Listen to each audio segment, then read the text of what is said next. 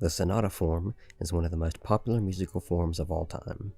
Being used exclusively in the classical and romantic eras, it is almost always the form of the first movement of multi-movement works like symphonies. So if you're going to be listening to classical music, you'll want to become familiar with sonata form.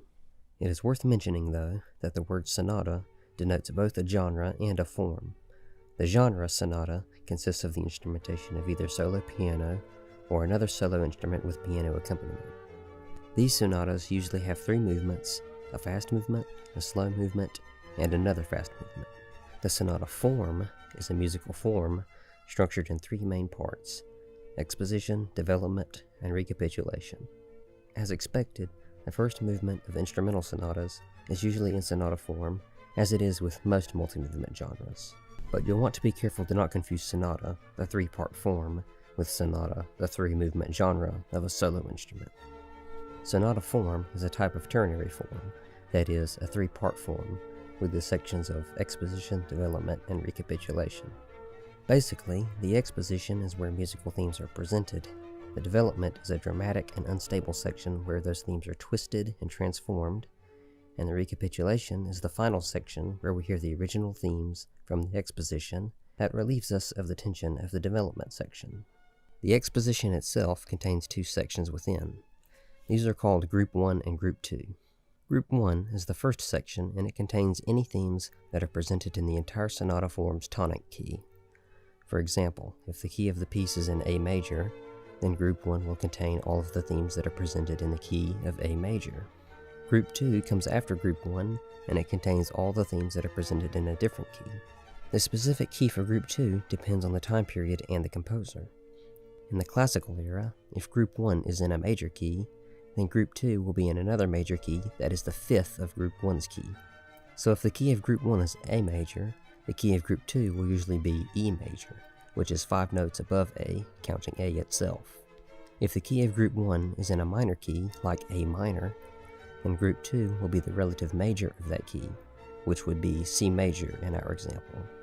If you want to be able to predict the key of Group 2 based on these classical practices, you'll have to become familiar with the circle of fifths and relative majors and minors. If you aren't really a musician and are just watching this video to learn more about sonata form, then you really don't need to worry about discerning the different theme groups in the exposition. Just enjoy them as they come along. As long as you can tell when the exposition ends and the development begins, then you're good. If you are a musician and need to know how to distinguish the theme groups, then you'll want to listen for a change from minor to major in minor key sonatas, and a modulation between two major keys in major key sonatas. The difference between a minor key and a major key is usually rather straightforward, since you only have to listen for a change of mode from the sad-sounding minor key to the happy-sounding major key. To find the point of modulation between two major keys, listen for a subtle shift to another key with the introduction of a new accidental. The music often cadences or rests on the new tonic before carrying on in the new key for Group 2, so listen for spots where the music hangs before introducing a new theme.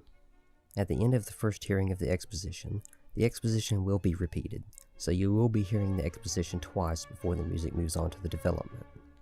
One of the reasons for this is so that you get a chance to clearly hear and memorize the themes so you'll recognize them when they're distorted in the development section. After the second playing of the exposition, the music will move on to the development. In the development section, anything can happen. You'll hear the themes from the exposition being varied and changed, as well as lots of sudden key changes. The development section is viewed as an opportunity for the composer to experiment on the exposition's themes, so there really isn't a meaningful way to categorize any sections within the development. The development section will end when we move on to the recapitulation. The recapitulation will usually be an almost exact copy of the exposition, so when you hear the Group 1 material again after the development, and it's in the same key as it was in the exposition, then you've reached the recapitulation. The main difference between the recap and exposition is that the recap will not move to another key for Group 2. It may move to another key briefly at the end of Group 1, but Group 2 will go back and be in the same key as Group 1. The recap may also be slightly different or trimmed down compared to the exposition for the sake of variety. The recapitulation will not repeat like the exposition. At the end of the recap, there may or may not be a coda.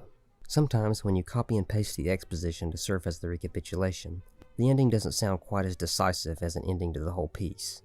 So composers tack on a coda at the end of the sonata to help finish it off more conclusively. Codas are usually really short though, and typically only provide repeated cadences in the same key to reinforce the tonic and alleviate any remaining ambiguity and tension in the harmony. So you can expect a lot of 5-1 motion in the coda. To put it simply, if you hear something in the recap that was not in the exposition and it's at the very end of the piece, it's probably a coda. So these 3 sections with an optional coda make up most sonatas.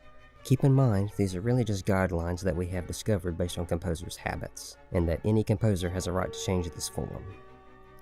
You may hear things in music that may surprise you if you're going by the textbook definition of sonata form, and sonata form definitely went through some changes throughout history. With large-scale works like symphonies, composers sometimes like to put a slow introduction at the beginning of the sonata form, before the exposition. Some composers enter the recapitulation with themes from Group 2 rather than Group 1. Some composers even added completely new themes in the development section. If you really want to get good at navigating sonatas, you have to listen to a lot of them. I recommend listening to Mozart and Haydn to get a basic understanding and level of comfort with sonata form, before moving on to later composers in the 19th century. You really don't need to know that much music theory to understand sonata form.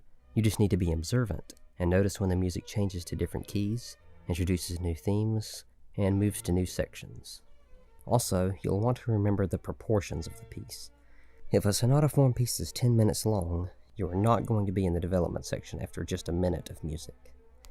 Classical composers like Haydn and Mozart spent most of their time in the exposition, and you can expect the exposition alone to make up roughly 50% of the music. Later composers such as Beethoven and Brahms increasingly began to make use of a larger development section, as composers began to view the exposition merely as a brief display of the themes to be expanded upon in the development section. So, those are the basics of sonata form.